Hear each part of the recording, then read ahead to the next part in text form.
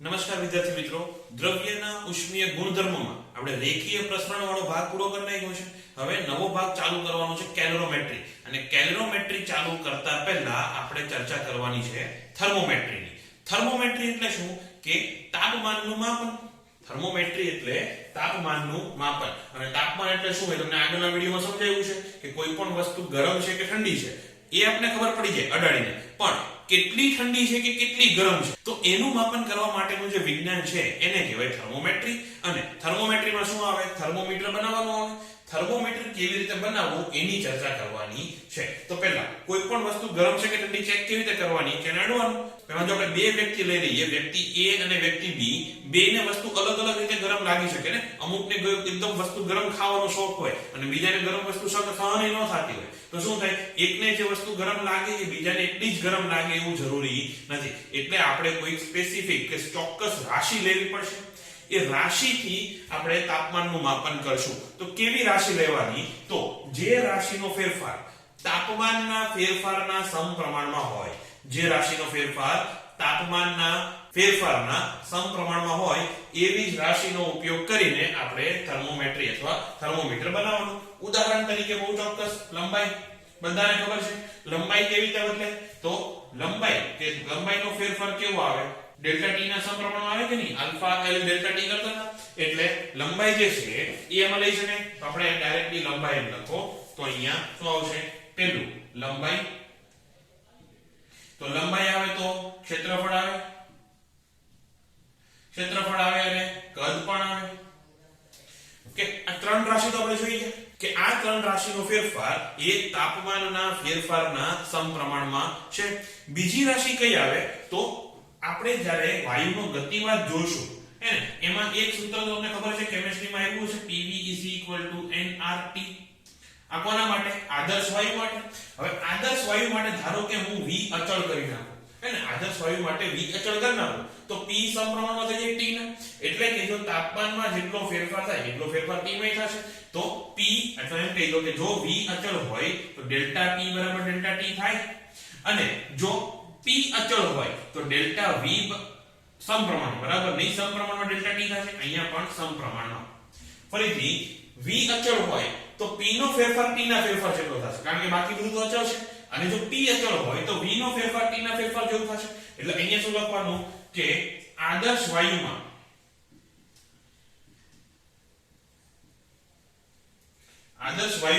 અચળ કદે દબાણ,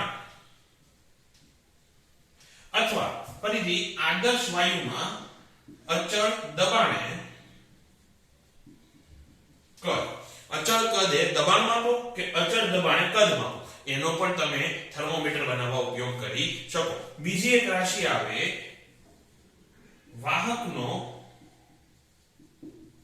અવરોધ. બીજી એક રાશિ આવે વાહકનો અવરોધ. આ આપણે આવતા વર્ષે એટલે કે 12મા ચેપ્ટર નંબર 3 માં જોશું. એમાં પણ એવું જ આવે કે ડેલ્ટા R બરાબર આલ્ફા R ડેલ્ટા T.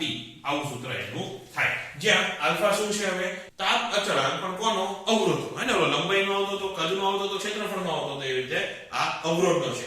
લંબાઈનો આલ્ફા અને અવરોધનો આલ્ફા બંને સમાન નથી, પણ પછી આ લોકોએ આલ્ફા લઈ લીધું છે. એટલે આ કોનો છે? તાપ અચળાંક પણ કોનો?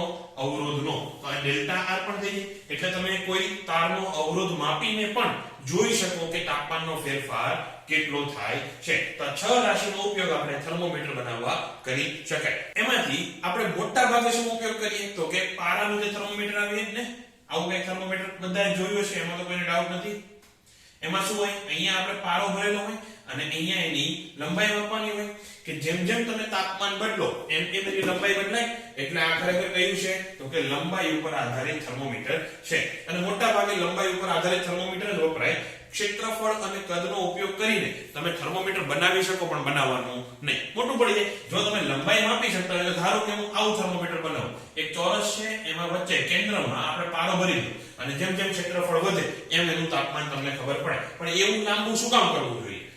એટલે ક્ષેત્રફળ અને આ કદનો ઉપયોગ મોટે ભાગે થતો નથી. હા, અચળ દબાણે કદ ને અચળ કદે દબાણ મોટે ભાગે આનો ઉપયોગ થાય. કે કોઈ એક બંધ પાત્રમાં આદર્શ વાયુ ભરીને એનું તાપમાન તમે બદલો તો દબાણ જેમ જેમ બદલાય એની સાથે આપણે ધારો કે આ બોક્સ છે એની સાથે અહીંયા બેરોમીટર લગાવી દેવાનું. જેમ જેમ દબાણ બદલાય એમ તમે એનું તાપમાન માપી શકો. એટલે મોટા ભાગે કોનો ઉપયોગ થાય તો કે એક તો લંબાઈનો, બીજો અહીંયા આદર્શ વાયુમાં અચળ કદ દબાણનો, અને ત્રીજો છે અવરોધનો, જે રેઝિસ્ટન્સ કે જે પેલું ઇલેક્ટ્રિકલ થર્મોમીટર આવે ને એમાં આપણે વાહકના અવરોધનો ઉપયોગ કરવાનો આવે. એમાં અહીંયા વાંધો શું આવે લંબાઈનો વાપરવામાં કે પારાનું અમુક ઉત્કલન બિંદુ અને ગલન બિંદુ હોય, એટલે અમુક લેવલથી વધારે કે અમુક લેવલથી ઓછું તાપમાન તમે પારાની મદદથી માપી શકો નહીં. એટલા માટે એ સમયે આપણે પછી અવરોધ કે એનો ઉપયોગ કરવો પડે. તો આટલી રાશિનો ઉપયોગ કરીને આપણે તાપમાનનું માપન કરીએ. હવે એ બધી રાશિનો ઉપયોગ કરીને થર્મોમીટર બનાવવું કેમ એની વાત કરીએ. તો સૌથી પહેલા કોશિશ કોણે કરી હતી? સેલ્સિયસ. આ લખવાની જરૂર નથી, ખાલી કહું છું. સૌથી પહેલા કોશિશ કોણે કરી હતી? સેલ્સિયસ. એને શું કર્યું? આવી રીતે એક નળીમાં પારો ભર્યો, હે ને, થર્મોમીટર જ છે. એને ડુબાડ્યું બરફમાં. બરફમાં એને જોયું કે બરફ ક્યારે ઓગળે છે. ત્યાં એક લીટો બની. હે, પહેલા અહીંયા કોઈ લીટા હતા નહીં, માર્કિંગ હોય ને, જે સ્કેલમાં માર્કિંગ હોય. થર્મોમીટરમાં એને સ્ટાર્ટિંગમાં કોઈ લીટા કર્યા નહોતા. એને શું કર્યું કે જો બરફ પર ડુબાડો અને જો કે એની લંબાઈ કેટલી આવે છે. તો જોયું કે પારાની લંબાઈ આટલી છે, ઉપર કાંઈ નથી. પારાની લંબાઈ કેટલી છે? આટલી છે. તો ત્યાં એને એક લીટો માર્ક કરી દીધો.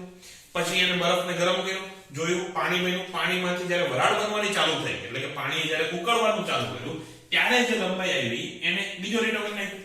હવે એના પછી એને 100 ભાગ કર્યા, હે ને, એને એની મરજી હતી એટલે 100 ભાગ કર્યા. 1000 ભાગ કરે તો વાંધો નહીં, 50 ભાગ કરે તો વાંધો નહોતો, પણ એને 100 ભાગ કર્યા. એને 100 નો આંકડો વધારે પસંદ હશે એટલે એને 100 ભાગ કર્યા.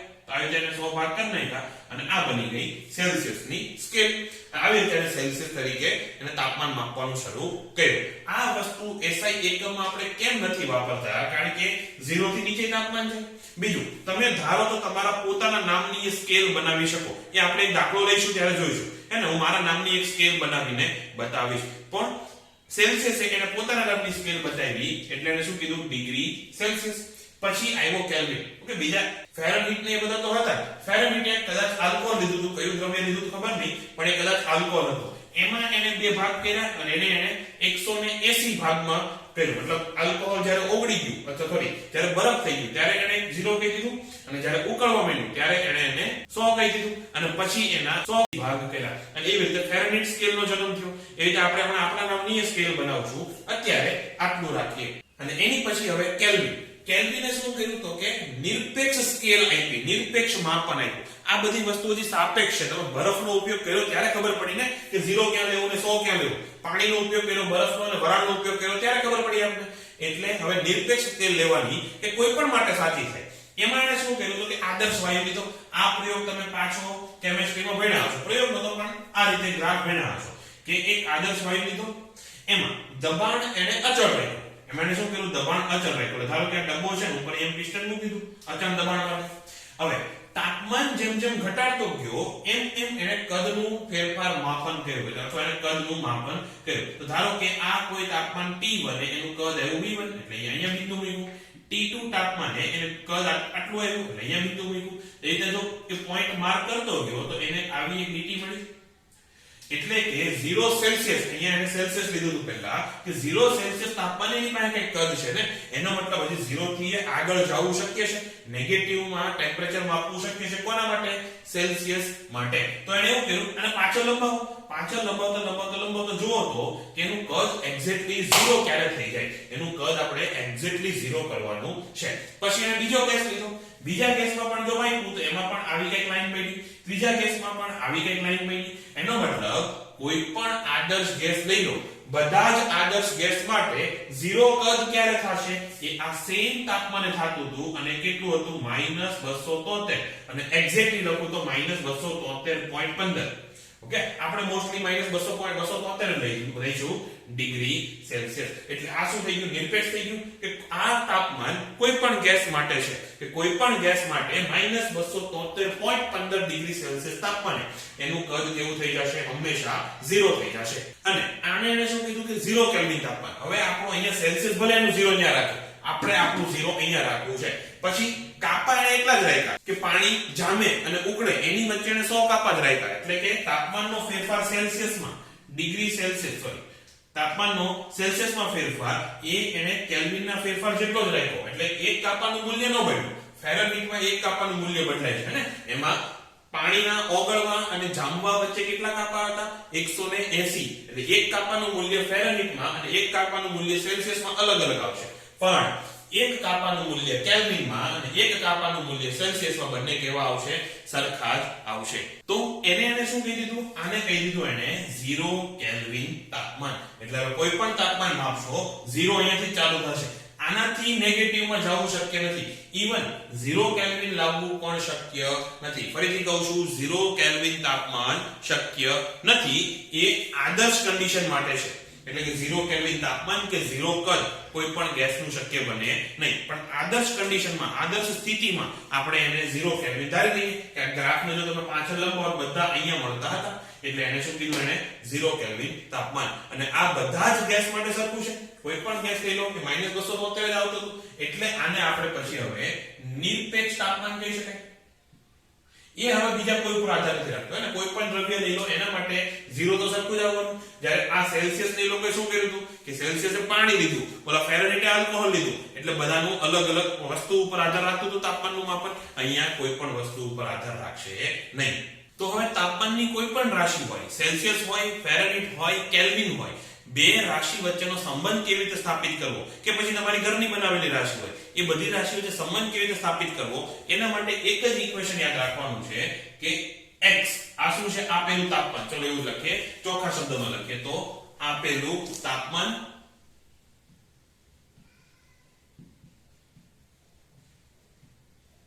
માઈનસ લોઅર ફિક્સ્ડ પોઈન્ટ કહેવાય એટલે કે નીચેનું નિશ્ચિત બિંદુ હું LFP લખું છું તમારે લખો તો આખા શબ્દમાં લખી નાખજો નીચેનું નિશ્ચિત બિંદુ એ શું છે બધું હમણાં સમજાવું છેદમાં અપર ફિક્સ્ડ પોઈન્ટ એટલે કે UFP ઉપરનું નિશ્ચિત બિંદુ માઈનસ પાછું LFP એના બરાબર અચળ થાય હંમેશા અને કોઈ પણ તાપમાન આ તાપમાન કહ્યું કે કોઈ પણ ઘટના માટે ધારો કે પાણીનું ઉકળવું તો એ આપેલું તાપમાન થઈ ગયું એવી રીતે લો FP એટલે શું તમે કોઈ પણ બિંદુ લઈ લો નીચેના તાપમાનમાં માપનનું નીચેનું કોઈ પણ એક ફિક્સ બિંદુ લઈ લો મોટે ભાગે શું લેવામાં આવે તો કે બરફનું ગલન બિંદુ અથવા 0 ડિગ્રી સેલ્સિયસ તો બરફનું ગબી પણ જરૂરી નથી કે દર વખતે તમે બરફનું ગલન બિંદુ જ લો જરૂરી નથી એ શું છે લો FP અહીંયા પણ શું લેવામાં આવે તો કે ઉત્કલન બિંદુ કોનું પાણીનું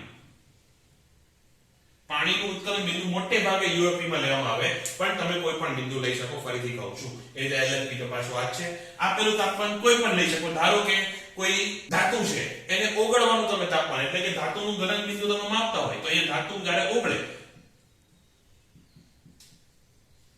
એ તમારું શું થઈ ગયું આપેલું તાપમાન એટલે કે જે તાપમાનને તમારે ફેરવવું છે જે આપેલા તાપમાનને ફેરવવું છે એ આપણે અહીંયા લેવાનું બાકીના આ ત્રણ બિંદુ ફિક્સ હે ને આનો ઉપયોગ કરવો એટલે સમજાશે આ સૂત્ર પહેલા તમારે સરખી રીતે ક્યાંક લખી નાખજો બાકી આ વસ્તુ બધી લખવાની જરૂર નથી આપેલું તાપમાન LFP અથવા નીચેનું નિશ્ચિત બિંદુ છેદમાં UFP એટલે કે ઉપરનું નિશ્ચિત બિંદુ છેદમાં ફરીથી માઈનસ નીચેનું નિશ્ચિત બિંદુ અને આનો ઉપયોગ કરીને એના બરાબર અચળ એનો ઉપયોગ કરીને તમે કોઈ પણ એક રાશિને બીજી રાશિમાં ફેરવી શકો તો ધારો કે આપણે જોઈએ કે સેલ્સિયસ અને ફેરનહીટ વચ્ચે શું સંબંધ થાય તો સેલ્સિયસ અને ફેરનહીટ આ લખવાનું છે સેલ્સિયસ ટુ ફેરનહીટ અથવા ફેરનહીટ ટુ સેલ્સિયસ કોઈ પણ તમે સૂત્રનો ઉપયોગ કરી શકશો તો સેલ્સિયસમાં જે માપેલું તાપમાન હોય એ પહેલા તો જેને આપણે ફેરવવાનું છે એ એના માઈનસ લોઅર ફિક્સ્ડ પોઈન્ટ મોટે ભાગે શું લેવાનું હોય બરફનું ગલન બિંદુ અથવા પાણીનું ગલન બિંદુ એ અહીંયા કેટલું છે 0 ડિગ્રી સેલ્સિયસ છે સેલ્સિયસમાં બરફનું ગલન બિંદુ કેટલું છે 0 ડિગ્રી છેદમાં પાણીનું ઉત્કલન બિંદુ અપર ફિક્સ્ડ પોઈન્ટમાં આપણે મોટે ભાગે શું લઈએ પાણીનું ઉત્કલન બિંદુ એટલે અહીંયા 100 ડિગ્રી સેલ્સિયસ માઈનસ અને x કહી દો x ડિગ્રી સેલ્સિયસ અહીંયા શું આવશે પાણીનું ગલન બિંદુ ફરીથી એટલે પાછું 0 ડિગ્રી સેલ્સિયસ એ અચળ થશે એનો મતલબ આવું જ પદ જો હું ફેરનહીટ નું બનાવું એ પણ સેમ આવશે કારણ કે છે તો બે અચળ જ ને ધારો કે આનું મૂલ્ય 5 છે 5 કઈ પણ યુનિટમાં જો આનું મૂલ્ય 5 હોય તો એવું સેમ આનું બનાવો એનું મૂલ્ય 5 થાય એટલે કે x સેલ્સિયસ તાપમાને ધારો કે y ફેરનહીટ સરખું હોય તો y ડિગ્રી ફેરનહીટ માઈનસ પાણીનું ગલન બિંદુ ફેરનહીટમાં કેટલું થાય પાણીનું ગલન બિંદુ ફેરનહીટમાં થાય 32 ડિગ્રી ફેરનહીટ. એટલે કે પાણી ફેરનહીટ નો લોઅર ફિક્સ પોઈન્ટ કેટલો છે 32 ડિગ્રી છેદમાં પાણીનું ઉત્કલન બિંદુ કેટલું થાય એ થાય 212 ડિગ્રી ફેરનહીટ માઈનસ ફરીથી 32 ડિગ્રી ફેરનહીટ. હવે આનું સાદું રૂપ આપવાનું છે તો x - 0 છેદમાં 100 બરાબર y - 32 છેદમાં 180. બિંદુ બિંદુ કેન્સલ તો x બરાબર કેટલા આવશે x બરાબર આવશે 5/9 ગુણ્યા y - 32. આ 10 ને અહીંયા લઈ લો 10/18 એટલે 5/9 લખાય અને y - 32 તો ઓલરેડી હતું તો આ શું થઈ ગયું x. x શું છે આવી રીતે લખો અને સેલ્સિયસમાં આપણે માપ્યું ને તો તાપમાન સેલ્સિયસમાં TC ગયું અને આ શું થશે તાપમાન ફેરનહીટમાં. એવી રીતે તમને એમ પૂછે કે ફેરનહીટમાંથી તાપમાન સેલ્સિયસમાં ફેરવો તો શું થશે y બરાબર 9/5 x - 32 સોરી +32 અને અહીંયા y એટલે પાછું મેં y લખી નાખ્યું તાપમાન ફેરનહીટમાં અને અહીંયા તાપમાન સેલ્સિયસમાં. આ બેના સૂત્ર થશે. આવી રીતે સૂત્ર યાદ રાખો તોય વાંધો નહીં અને આ યાદ રાખો જનરલ તોય વાંધો નહીં. પણ આમાં શું થશે સૂત્ર યાદ રાખવામાં કે 9/5 ક્યારે લેવું 5/9 ક્યારે લેવું ભૂલાઈ જશે. એટલીસ્ટ મને તો ભૂલાઈ જાય છે. અને કૌંસમાં -32 ક્યારે કરવું અને 12 છૂટું +32 ક્યારે કરવું એ પણ ભૂલાઈ જશે. એટલે બને ત્યાં સુધી જનરલ સૂત્ર યાદ રાખો સેલ્સિયસ ટુ ફેરનહીટમાં તો વધારે સારું. એવી રીતે આવશે સેલ્સિયસમાંથી કેલ્વિનમાં કે કેલ્વિનમાંથી સેલ્સિયસમાં ફેરવવા. ત્યારે હું તમને નહીં કહું કે જનરલ સૂત્ર યાદ રાખો. ત્યારે તમને સંબંધ જે મળે એ યાદ રાખો વધારે સારું પડશે કે કેલ્વિનમાં તાપમાન બરાબર કેટલું થાય તો કે સેલ્સિયસમાં તાપમાન +273.15. પણ આ વસ્તુ આપણે પેલું જે સૂત્ર છે એને લઈને સાબિત કરવાનું છે. સાબિત એટલા માટે કરવાનું છે કે તમને મગજમાં બેસી જાય કે પેલું જે જનરલ સૂત્ર છે એ કેવી રીતે વાપરવાનું. બાકી તમારે સૂત્ર તો આ જ યાદ રાખવાનું છે. તો જોઈએ તો કેલ્વિનમાં તાપમાન જે આપેલું તાપમાન હોય એ માઈનસ લોઅર ફિક્સ્ડ પોઈન્ટ એટલે કે નીચેનું નિશ્ચિત બિંદુ. કેલ્વિનમાં બરફ પીગળે ક્યારે તો કેલ્વિનમાં બરફ પીગળે 273 તો 273.15 છેદમાં કેલ્વિનમાં પાણી ઓગળે ક્યારે પાણી ઓગળે નહીં કેલ્વિનમાં પાણી ઉકળે ક્યારે પાણી ઉકળે 373 તો 373.15 માઈનસ 273 પાછું પાણીનું પીગળન બિંદુ.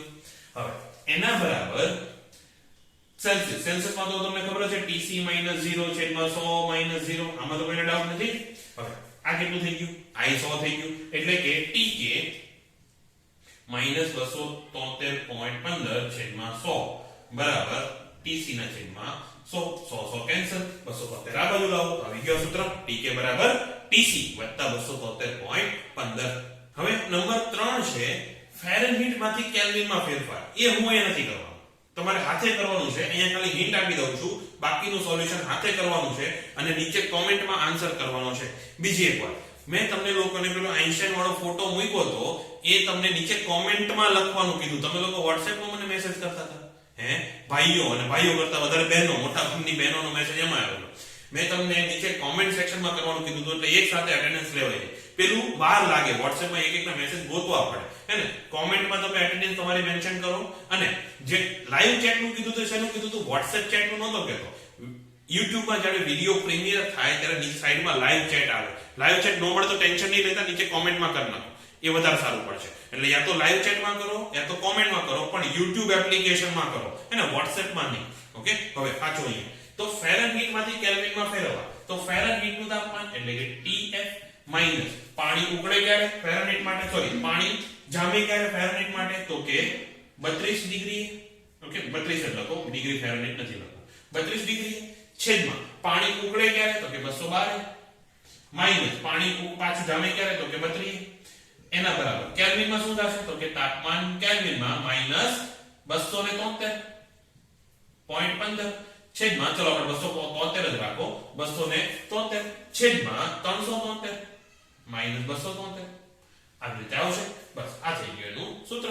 હવે અહીંથી તમારે TF અને TK નો સંબંધ શોધવાનો છે. આની પછી હવે આપણે ઘરની સ્કેલ લઈને દાખલો ગણીએ. તો ઘરની સ્કેલ એટલે ધારો કે ડિગ્રી B ફોર બ્રિજેશ તો ડિગ્રી B એમાંથી આપણે ડિગ્રી સેલ્સિયસમાં ફેરવવાનું છે. એના માટે આપણે શું કરવાનું છે? સ્ટેપ શું હતા કે એક લોઅર ફિક્સ પોઈન્ટ નક્કી કરવો પડશે, અપર ફિક્સ પોઈન્ટ નક્કી કરવો પડશે. ફરીથી લોઅર ફિક્સ પોઈન્ટ માટે હું લઈ લઉં બરફનું ઓગળું અને અપર ફિક્સ પોઈન્ટ માટે પાણીનું ઉકળવું. તો મારી બર્થડેટ છે મે 1995. એટલે લોઅર ફિક્સ પોઈન્ટમાં હું લઈ લઉં 5 કે મારી જે સ્કેલ આપણે બનાવી છે એમાં 5 ડિગ્રી બીએ, એટલે હવે સેલ્સિયસ ની વાત નથી કરતો, 5 ડિગ્રી બ્રીજે છે પાણી જામી જાય છે અને 95 ડિગ્રી બીએ પાણી ઉકળે છે. તો લોઅર ફિક્સ પોઈન્ટ પર કોણ થઈ ગયો? 5 થઈ ગયો અને અપર ફિક્સ પોઈન્ટમાં કોણ આવશે? UFP. હા, અપર ફિક્સ પોઈન્ટમાં કોણ આવશે? 95 ડિગ્રી બી. તો હવે અહીંયા સૂત્ર બનાવો તો આવું થશે કે કોઈ પણ તાપમાન ડિગ્રી બી માં એટલે કે TB માઈનસ લોઅર ફિક્સ પોઈન્ટમાં કોણ હતું? 5 હતો છેદમાં અપર ફિક્સ પોઈન્ટમાં કોણ હતું? 95 માઈનસ 5. એવી રીતે સેલ્સિયસમાં કોણ આવે તો કે પાછું TC માઈનસ 0 છેદમાં 100 માઈનસ 0. આમાં તો કોઈ ડાઉટ નથી. તો સવાલ એવો છે કે 30 ડિગ્રી સેલ્સિયસ તાપમાન માટે સવાલ શું છે? 30 ડિગ્રી સેલ્સિયસ તાપમાનને તમારે ડિગ્રી બ્રીજેસમાં ફેરવવાનું છે. ડિગ્રી સેલ્સિયસમાંથી ડિગ્રી બ્રીજેસમાં જવાનું છે. એટલે કે આ TC આપી દીધું કેટલું? 30. તો TB -5 છેદમાં આ 90 થશે. એના બરાબર TC કેટલું? 30 છેદમાં 100.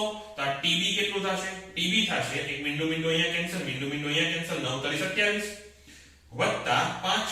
તો આ કેટલું થયું? 27 વત્તા 5 એટલે 32 ડિગ્રી બ્રીજેસ. આ સમજાણું. આમાં રકમ આવી રીતે લખો, દાખલો છે આ, રકમ આવી રીતે લખો કે એક તાપમાન માપનમાં લખો, રકમ લખો, એક તાપમાન માપનમાં પાણીનું ગલન બિંદુ, એક તાપમાન માપનમાં પાણીનું ગલન બિંદુ 5 ડિગ્રી બી છે અને ઉત્કલન બિંદુ 95 ડિગ્રી સી છે. પાણીનું ગલન બિંદુ 5 ડિગ્રી બી અને ઉત્કલન બિંદુ 95 ડિગ્રી સી નહીં, સોરી, ડિગ્રી બી, 2 ડિગ્રી બી માં છે. તો 30 ડિગ્રી સેલ્સિયસ તાપમાનને અનુરૂપ, અહીંયા સેલ્સિયસ છે, 30 ડિગ્રી સેલ્સિયસ તાપમાનને અનુરૂપ પાણીનું ડિગ્રી બી માં તાપમાન કેટલું થશે? 30 ડિગ્રી સેલ્સિયસ તાપમાનને અનુરૂપ ડિગ્રી બી માં તાપમાન કેટલું થશે? એની પછી આ લખવાનું છે કે TB, અચ્છા એક સ્ટેપ હજી લખી નાખો જો લખવું હોય તો, બાકી અહીંથી ચાલુ કરો તોય વાંધો નહીં, કે TB minus lower fixed point કોનો? બી નો છેદમાં અપર ફિક્સ્ડ પોઈન્ટ કોનો? બી નો માઈનસ લોઅર ફિક્સ્ડ પોઈન્ટ એ પણ બી નો. એના બરાબર TC minus lower fixed point સેલ્સિયસમાં માઈનસ અપર ફિક્સ્ડ પોઈન્ટ સેલ્સિયસમાં માઈનસ લોઅર ફિક્સ્ડ પોઈન્ટ એ પણ સેલ્સિયસમાં. પહેલા આ સ્ટેપ લખો અને પછી આટલું કોપી કરવાનું છે. તો હવે કોઈ પણ સ્કેલ આપેલી હોય એનો સેલ્સિયસ સાથેનો સંબંધ બનાવતા આવડશે ને? એક વખત લખાઈ દઉં છું એક ડાયરેક્ટ ઇક્વેશન. જો તમે લખો છો સાઈડમાં એ ડાયરેક્ટ ઇક્વેશન લખી નાખજો કે કોઈ પણ સ્કેલ હોય, કોઈ પણ માપન હોય એનું સેલ્સિયસ સાથેનો સંબંધ આપણને કેવી રીતે મળશે? તો ધારો કે એ સ્કેલ છે આપણી x. x માં શું હોઈ શકે? કોઈ પણ હોઈ શકે, ડિગ્રી બ્રીજેસ હોઈ શકે, પેલું જે અવરોધ વાળી વાત કરી હતી અવરોધ પણ હોઈ શકે, કંઈ પણ હોઈ શકે. તો x માઈનસ x0, x0 એટલે કોણ? તો કે 0 ડિગ્રી સેલ્સિયસ તાપમાનને અનુરૂપ જે x હોય એ, અથવા બરફનું ગલન બિંદુ જે છે એ x માં, x ની સ્કેલમાં બરફનું ગલન બિંદુ જે છે એ છેદમાં x ની સ્કેલમાં બરફનું ઉત્કલન બિંદુ જે હોય એ માઈનસ પાછું x0. એના બરાબર સેલ્સિયસ સાથેનો સંબંધ શું થાય? તો કે તાપમાન સેલ્સિયસમાં -0 છેદમાં 100 માઈનસ 0. એટલે કે હવે આગળ દાખલો કરાવી એટલે સમજી જશો કે TC નું સૂત્ર શું આવશે? તો કે TC બરાબર 100 ગુણ્યા x x0 upon x100 x0. બસ આ જનરલ સૂત્ર તમે લખી નાખો. આનો ઉપયોગ કરતા હમણાં શીખવાડું. જ્યારે ભૂલ વાળું થર્મોમીટરનો દાખલો આવશે ત્યારે આ સૂત્રનો ઉપયોગ બહુ મજા આવશે યુઝ કરવાનો. તો આટલું થઈ ગયું હોય તો હવે દાખલાની રકમ લખો. એક ભૂલવાળા થર્મોમીટરમાં બરફ -10 ડિગ્રી સેલ્સિયસ એ પીગળે છે. એક ભૂલવાળા થર્મોમીટરમાં -10 ડિગ્રી સેલ્સિયસ તાપમાને બરફ પીગળે છે અને પાણી 85 ડિગ્રી સેલ્સિયસ તાપમાને ઉકળે છે. એટલે કે આપણે થર્મોમીટર જ્યારે બનાવ્યું ત્યારે સેલ્સિયસ થર્મોમીટર બનાવ્યું એટલે મારી જોડે દોઢો એક થર્મોમીટર બનાવવાનું, પણ એને માર્કિંગ કરવામાં ભૂલ કરી નાખી. એટલે બરફ પીગળે ત્યારે એમાં શું બતાવે કે અહીંયા -10 ડિગ્રી સેલ્સિયસ તાપમાન છે, અને પાણી ઉકળવા માંડે ત્યારે શું બતાવે કે 85 ડિગ્રી સેલ્સિયસ તાપમાન છે. એટલે સીધી વાત છે કે અહીંયા ભૂલ છે, નહીતર 0 ને 100 વેલ્યુ આવવી જોઈએ ને, સેલ્સિયસ કીધું છે એટલે આ ભૂલ વાળું થર્મોમીટર થઈ ગયું. એટલે આ તાપમાનને આપણે C ડેશ કહી દઈએ કે આ ખરેખર સેલ્સિયસ નથી, ભલે એને સેલ્સિયસ લખ્યું પણ ભૂલ છે એટલે C ડેશ. હવે જ્યારે તાપમાન -10 ડિગ્રી સેલ્સિયસ બતાવે, રકમ પૂરી નથી થયો, તમને ખાલી સમજાવું છું. જ્યારે તાપમાન -10 ડિગ્રી સેલ્સિયસ બતાવે ત્યારે ખરેખર તાપમાન કેટલું થયું હશે? 0 ડિગ્રી સેલ્સિયસ થયું હશે. અને જ્યારે તાપમાન -85 ડિગ્રી સેલ્સિયસ બતાવે ત્યારે ખરેખર તાપમાન કેટલું થયું હશે? 100 ડિગ્રી સેલ્સિયસ થયું હશે. તો ફરી રકમ આખી રિપીટ કરું છું. એક ભૂલવાળા થર્મોમીટરમાં બરફ -10 ડિગ્રી સેલ્સિયસ તાપમાને પીગળે છે અને પાણી 85 ડિગ્રી સેલ્સિયસ તાપમાને ઉકળે છે. હવે આગળનો ભાગ એવો છે, જો ભૂલવાળા થર્મોમીટરમાં તાપમાન 17 ડિગ્રી સેલ્સિયસ હોય, આપણે એક આંકડો લઈ લઈએ, 25 ડિગ્રી સેલ્સિયસ રાખો. જો ભૂલવાળા થર્મોમીટરમાં તાપમાન 25 ડિગ્રી સેલ્સિયસ હોય તો ખરેખર તાપમાન કેટલું હશે એ આપણે શોધવાનું છે. જો ભૂલવાળા થર્મોમીટરમાં તાપમાન 25 ડિગ્રી સેલ્સિયસ હોય તો ખરેખર તાપમાન કેટલું હશે? રકમ સમજાઈ ગઈ. ભૂલવાળું તાપમાન કેવું છે? તો કે જ્યારે 0 હોય ત્યારે 10 બતાવે, -10 બતાવે, જ્યારે 100 હોય ત્યારે 85 બતાવે. તો હવે જ્યારે 25 બતાવતું હશે ત્યારે ખરેખર તાપમાન કેટલું થયું હશે શોધવાનું છે. આ જો તો આ 0 એટલે કોણ થઈ ગયું? લોઅર ફિક્સ પોઈન્ટ થઈ ગયો, અને આ 100 એટલે કોણ થઈ ગયું? અપર ફિક્સ પોઈન્ટ થઈ ગયું. આ જ વસ્તુ અહીંયા મૂકવાની. અને આ જે આપેલું તાપમાન છે કેટલું? 25. તો ખરેખર તાપમાન TC બરાબર કેટલું? આ સૂત્ર લખીને હવે આગળ કન્ટિન્યુ કરવાનું છે કે TC બરાબર 100 ગુણ્યા x કેટલું છે આપેલું તાપમાન? 25. તો 25 માઈનસ x0 એટલે કે 0 ડિગ્રી સેલ્સિયસ ખરેખર તાપમાન કેટલું છે? -10 છે. જો અહીંયા હવે ભૂલ કરતા નહીં હો, જો લોઅર ફિક્સ પોઈન્ટ કે અપર ફિક્સ પોઈન્ટ માઈનસ હોય તો સૂત્રમાં પ્લસ થઈ જશે, કારણ કે -1 ઓલરેડી છે, બીજું એક -10 તમે અહીંયા લખો છો, એટલે આ ખરેખર કેટલું થવાનું? 35 થવાનું. એના છેદમાં આનું શું આવશે? તો કે 85 -10 તો 85 -10 આવું થશે. તો TC બરાબર કેટલું થયું? તો કે 100 ગુણ્યા 25 -10, 25 -10 એટલે 35 છેદમાં 85 -10 એટલે 95. હવે આનો જે કંઈ પણ જવાબ આવતો હોય એ થશે TC. આ તમારો જવાબ. આટલું બાકી રાખું છું, તે તમે લખીને નોટબુકમાં લખી નાખજો, અને શક્ય હોય તો કોમેન્ટ કરજો એટલે ખબર પડે કે કેટલા લખ્યું. આગળનો દાખલો લખો. કેટલા ડિગ્રી સેલ્સિયસ તાપમાને, લખો દાખલાની રકમ, કેટલા ડિગ્રી સેલ્સિયસ તાપમાને ફેરનહીટ અવલોકન એ સેલ્સિયસ અવલોકન કરતા બમણું હશે? ફરીથી, કેટલા ડિગ્રી તાપમાને ફેરનહીટ અવલોકન એ સેલ્સિયસ અવલોકન કરતા બમણું હશે? એટલે ધારો કે કોઈ એક ફિક્સ તાપમાન છે, એના માટે સેલ્સિયસમાં અવલોકન એટલે કે TC કેટલું છે? x છે ધારો કે, હે ને, કોઈ એક ફિક્સ તાપમાને TC સેલ્સિયસમાં અવલોકન કેટલું એવું? x આવ્યું. એ તાપમાને ફેરનહીટનું અવલોકન કેટલું થશે? ફેરનહીટનું અવલોકન બમણું છે, સેલ્સિયસના અવલોકન કરતા બમણું છે, એટલે 2x આવશે. ધારો કે TC 100 હોય તો TF 200 આવે કે નહીં પછી જોઈ લઈશું, પણ આ રીતનો દાખલો છે કે કેટલા તાપમાને ફેરનહીટ અવલોકન એ સેલ્સિયસ અવલોકન કરતા બમણું આવે, અને આના વેરિએશનમાં બમણું, 3 ગણું, 4 ગણું, 10 ગણું, 50 ગણું અથવા સમાન આવે, કંઈ પણ હોઈ શકે. તો અહીંયા કેટલા તાપમાને ફેરનહીટ અવલોકન સેલ્સિયસ અવલોકન કરતા બમણું હશે એ આપણે શોધવાનું છે. તો સૂત્ર આપણે જનરલ યાદ રાખો, ઓલું તો મને યાદ રહેતું નથી, 5/9 9/5 વાળું. તો TF minus lower fix point TF નો કેટલો હતો? 32 હતો, છેદમાં અપર ફિક્સ પોઈન્ટ કેટલો હતો? 212 હતો, માઈનસ 32. અને આ જો તમને યાદ રહી હોય, નીચે તમે ડાયરેક્ટલી 180 લખો તો મને કઈ વાંધો નથી હો, મારે કે તમને બોર્ડના સ્ટેપના માર્ક આપવા છે, મારે તો છેલ્લે જવાબ સાથે મતલબ છે ને MCQ માં. તો અહીંયા તમે ડાયરેક્ટલી છેદમાં 180 લખો, કોઈ વાંધો નથી. એના બરાબર સેલ્સિયસમાં શું થાય? તો કે TC -0 છેદમાં 100 -0. આ તો એકદમ ઈઝી છે. તો હવે કિંમત મૂકો, તો કે 2x - 32 છેદમાં 180 બરાબર x ના છેદમાં 100.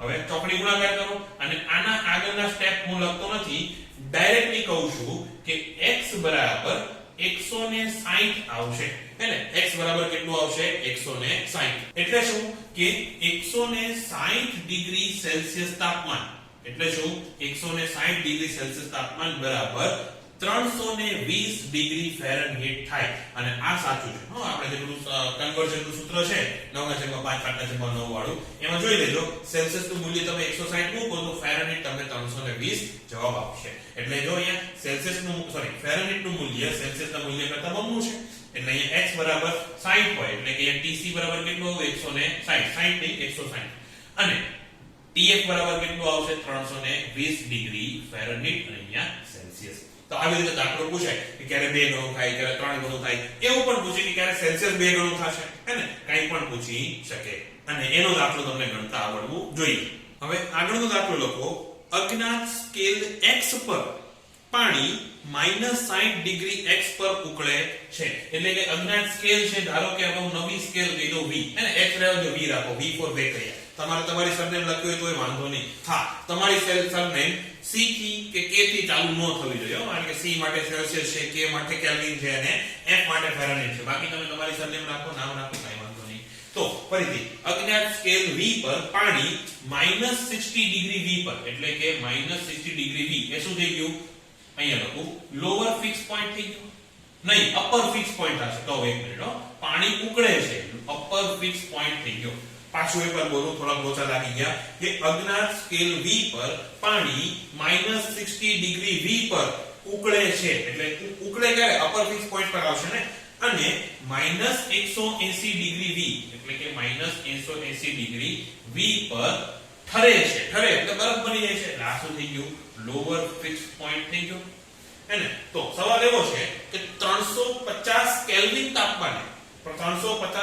તાપમાને v નું વાંચન કેટલું હશે અથવા v નું અવલોકન કેટલું હશે પાછું એકવાર બોલું છું આખી રકમ અજ્ઞાત સ્કેલ v પર પાણી -60 ડિગ્રી v પર ઉકળે છે અને -180.5 છે -180.5 ડિગ્રી v પર ઠરે છે તો 350 કેલ્વિન તાપમાન એટલે કે T K કેટલું આપ્યું છે 350 કેલ્વિન તાપમાન 350 કેલ્વિન તાપમાને v નું અવલોકન કેટલું હશે એટલે આપણે જે નવી સ્કેલ બનાવી હવે પાછી ઘરની નવી સ્કેલ બનાવી પહેલા ડિગ્રી b બનાવી હતી હવે ડિગ્રી v બનાવી તો પાછું સેમ ઉદાહરણ છે ઉદાહરણ ગણીએ તો T v minus lower fix point માં કોણ છે -180 નો ડાયરેક્ટ લખું છું માઈનસ પ્લસ કરીને ડાયરેક્ટલી લખું છું 180.5 છેદમાં અપર ફિક્સ પોઈન્ટ માં કોણ છે -60 વત્તા 180.5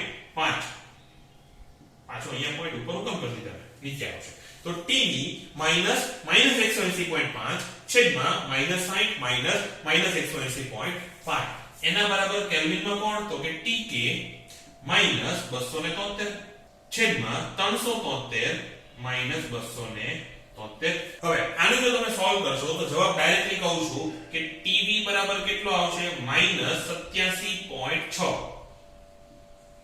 ડિગ્રી v -87 એટલો જ આવે છે ને હા -87.6 ડિગ્રી v હવે આનું સાદું રૂપ આપતા તો આવડશે ને હે આટલો છઠ્ઠાનો ગણિત તો કરજો તમે એટલે આપણો વિડિયો થોડો નાનો રહે તો અમુક જે તમારી કમ્પ્લેન્ટ હતી કે તમારો ડેટા આખો દિનો વપરાઈ જાય છે એટલા માટે હું શક્ય હોય એટલો વિડિયો નાનો રાખવા કોશિશ કરું છું અમુક વસ્તુ સ્કીપ કરું છું એ તમે હાથે ગણજો આવડી જશે આટલું જે નાના ધોરણનું ગણિત છે એ હવે આમાંથી તમે કોઈ કોમેન્ટ નહીં કરતા કે વિડિયો નાનો રાખવા માટે આટલી બધી બકવાસ કરીને વિડિયો લાંબો હું કામ કરો છો ઓકે સોરી હવે આજનો છેલ્લો દાખલો રકમ લખો જો કોઈ પદાર્થનું તાપમાન 30 ડિગ્રી સેલ્સિયસ થી વધીને 60 ડિગ્રી સેલ્સિયસ થાય એટલે કે T1 આપેલું છે કેટલું 30 ડિગ્રી સેલ્સિયસ T2 આપેલું છે કેટલું 60 ડિગ્રી 60 નથી 90 છે સોરી 90 ડિગ્રી સેલ્સિયસ થાય તો તે તાપમાનનો તફાવત ડિગ્રી ફેરનહીટ અને કેલ્વિન માં કેટલો થશે એટલે આપણે અહીંયા T1 T2 નથી શોધવાના આપણે શોધવાનું છે ડેલ્ટા T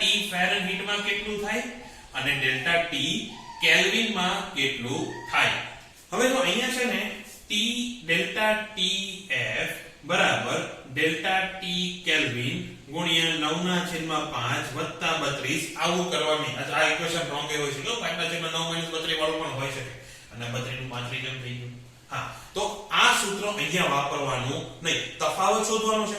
આને તમે બે રીતે દાખલો ગણી શકો. યા તો તમે T1 ને અનુરૂપ TF1 શોધી લો અને TF2 શોધી લો, પછી એનો તફાવત લઈ લો, હે ને. એમાં આ સૂત્ર વાપરો તો વાંધો નહીં કે TF બરાબર TK 9/5 + 32. ત્યાં આ સૂત્ર વાપરો તો વાંધો નહીં અને તફાવત લઈ લો. અથવા ડાયરેક્ટ સૂત્ર આપું છું કે ડેલ્ટા ફેરનહીટ એટલે કે તાપમાનમાં ફેરફાર પણ છે એમાં ફેરનહીટમાં એ કેટલો થાય કે 9/5 ગુણ્યા ડેલ્ટા સેલ્સિયસ. આ સૂત્ર યાદ રાખો તો પણ વાંધો નહીં કે ડેલ્ટા ફેરનહીટ બરાબર 9/5 ડેલ્ટા સેલ્સિયસ. પણ ફરીથી આ ખાલી ફેરનહીટ સેલ્સિયસ માટે લાગુ પડશે. ઓલા માટે તો પાછું ધારો કે કોઈ અજ્ઞાત સ્કેલ આપેલી હોય એના માટે આપણે TF1 અને TF2 શોધીને કરીએ કે વધારે સારું રહેશે. અત્યારે આ સૂત્ર વાપરો વાંધો નહીં. અને બીજી આ વાત તો આપણે ઘણી વખત કરી કે કેલ્વિનના ફેરફાર અને સેલ્સિયસનો ફેરફાર હંમેશા સમાન રહેશે. આવું શું કામ થાય છે? કારણ કે બે કાપા વચ્ચેનું અંતર તો સરખું છે ને. કે જો તમે તાપમાન 5 સેલ્સિયસ વધારો તો કેલ્વિનની 5 સેલ્સિયસ જ વધવાનું છે. એટલે કેલ્વિનનો ફેરફાર અને સેલ્સિયસનો ફેરફાર સમાન થશે. એવી રીતે અહીંયા થશે નહીં. આવું ક્યારે લાગે? જ્યારે લોઅર ફિક્સ પોઈન્ટ અને અપર ફિક્સ પોઈન્ટ વચ્ચેનો તફાવત જો સમાન હોય, જો કોઈ બે સ્કેલ વચ્ચે LFP અને UFP વચ્ચેનો તફાવત સરખો હોય, ત્યારે તમે કહી શકો કે બેનો તફાવત પણ અથવા બેનો ફેરફાર પણ કેવો હશે? સરખો હશે. ફેરનહીટમાં તો એવું નથી. ફેરનહીટમાં તફાવત કેટલો? 180. આમાં તફાવત કેટલો? 100. એટલે અહીંયા આપણે શું લખવાનું? તો જો ડેલ્ટા નું જનરલ સૂત્ર કહો તો ધારો કે બે સ્કેલ છે x અને y, તો ડેલ્ટા x છેદમાં આનું UFP અને LOFP નો તફાવત એટલે કે ડેલ્ટા FP. આ શું થઈ ગયું કે એના ફિક્સ પોઈન્ટ વચ્ચેનો તફાવત. સેલ્સિયસ હોય તો ફિક્સ પોઈન્ટ નો તફાવત કેટલો? 100. કેલ્વિન હોય તો કેટલો? 100. ફેરનહીટ હોય તો કેટલો? 180. એના બરાબર ડેલ્ટા y એના ફિક્સ પોઈન્ટ નો તફાવત. આ x માટે, આ y માટે. આ જનરલ સૂત્ર યાદ રાખવાનું. તાપમાનના ફેરફાર માટે આ જનરલ સૂત્ર યાદ રાખવાનું. નહીંતર તાપમાનના ફેરફાર માટેનું સૂત્ર યાદ રાખવું હોય એના માટે તો સૂત્ર છે જ. તો ફેરફાર માટે આ સૂત્ર વાપરવાનું. આ એક ખાલી હેડિંગ આપીને લખી નાખો કે તાપમાનના ફેરફાર માટે પછી આટલું લખવાનું છે. અને એ સંબંધ તમે કોઈ પણ વચ્ચે સ્થાપિત કરી શકો. અચ્છા, પહેલા દાખલો પૂરો કરજો પછી આ બધું લખજો. દાખલામાં ડેલ્ટા F બરાબર આપણે શોધવાનું છે. ડેલ્ટા C કેટલું આપેલું છે? 60 ડિગ્રી છે. એટલે ડેલ્ટા F કેટલું થશે કે 9/5 ગુણ્યા 60. તો 12 × 5 = 60 અને 12 * 9 કેટલું થાય મને યાદ નથી. 12 * 9 = 108 થશે. એટલે 108. આ શું આવ્યું? ફેરનહીટનો ફેરફાર. અને કેલ્વિનનો ફેરફાર તો 60 જ આવવાનો છે. જો દાખલો એકદમ રફલી ગણેલો છે કારણ કે ઈઝી છે. ફરીથી જે લોકો કન્ફ્યુઝ થાય છે, જેને પ્રોપરલી નોટ્સ બનાવવી છે અને વિડિયો બરાબર ન લાગ્યો એના માટે એક વખત કહી દઉં કે ડેલ્ટા T આપણી પાસે સેલ્સિયસમાં છે, ફેરનહીટમાં ફેરવવું છે તો એના માટે આ સૂત્ર આવશે અને આટલું લખી નાખો. પછી કેલ્વિન માટે આ સૂત્ર આવશે અને આટલું લખી નાખો. એની પછી નવો ટોપિક આપીને આ બધું કાંઈ લખવાનું નથી. તાપમાનના ફેરફાર માટેનું સામાન્ય સૂત્ર શું છે? તો કે આ ડેલ્ટા x એટલે શું? કોઈ પણ x સ્કેલ ધારો કે x આપણે સેલ્સિયસમાં લીધી અને y ફેરનહીટમાં લીધી, તો ડેલ્ટા x ના છેદમાં x ના ફિક્સ પોઈન્ટ નો તફાવત. ફિક્સ પોઈન્ટ નો તફાવત સેલ્સિયસમાં કેટલો આવે? 100 આવે. ફિક્સ પોઈન્ટ નો તફાવત એટલે UFP / LFP. અને ડેલ્ટા y ના છેદમાં y ના ફિક્સ પોઈન્ટ નો તફાવત એ શેમાં લખવાનું છે? અલગથી એક ટોપિક આપીને તાપમાનના ફેરફાર માટેનું સામાન્ય સૂત્ર. સાસુ. ઓકે, તાપમાનના ફેરફાર માટેનું સામાન્ય સૂત્ર શું છે કે ડેલ્ટા x ના છેદમાં ડેલ્ટા FPX બરાબર ડેલ્ટા y ના છેદમાં ડેલ્ટા FPY. આ થશે એનું સામાન્ય સૂત્ર. તો બસ આજનો ક્લાસ અહીંયા પૂરો. થોડો કન્ફ્યુઝિંગ લાગ્યો હોય તો એક વખત જોઈ લેજો. બાકી ટોપિક એકદમ ઈઝી છે, હે ને. મે બી ઓનલાઈન ભણ્યા એટલે કદાચ થોડું અઘરું લાગ્યું હોય. બાકી ટોપિક એકદમ ઈઝી છે. સૂત્ર યાદ રાખો એટલે જનરલી બધું જ એમાં કવર થઈ જાય છે. તો આજના ક્લાસમાં આટલું જ. તો અટેન્ડન્સ પૂરવાનું ભૂલતા નહીં. વચ્ચે કોઈનો ફોટો આપણે નાખવો નથી, પણ કોમેન્ટમાં તમારું નામ, રોલ નંબર ને ક્લાસ લખી નાખજો. કોમેન્ટમાં, WhatsAppમાં નહીં. તો આજનો ક્લાસ અહીંયા પૂરો. આશા રાખું તમને કંઈક મજા આવી હશે. Bye bye.